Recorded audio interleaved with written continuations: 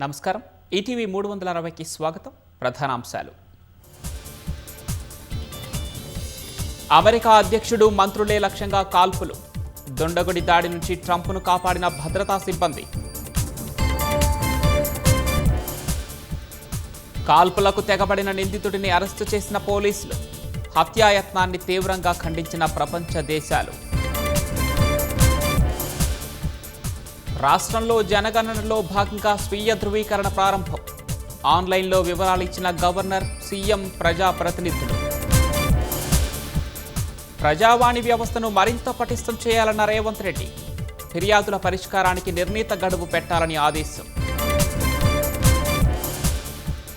BRS ఆవిర్భావ దినోత్సవాన్ని ఘనంగా నిర్వహించాలన్న కేటీఆర్. కేసీఆర్ను అడ్డుకోవడానికి కొత్త కుట్రలకు తెరలేపారని విమర్శలు. అణుశక్తిలోనూ భారత్ ముందడుగు వేసిందన్న ప్రధాని. కల్పకంలోని ఫాస్ట్ బ్రీడర్ రియాక్టర్ క్రిటికాలిటీ సాధించడంపై హర్షం. బంగాల్లో అధికారం నిలబెట్టుకుంటామన్న దీదీ.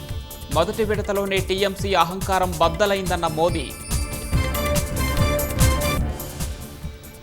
అమెరికా, ఇరాన్ శాంతి చర్చలపై వీడని పీటముడి. పోర్టుల దిగ్బంధాన్ని ఎత్తివేయాలని టెహ్రాన్ డిమాండ్.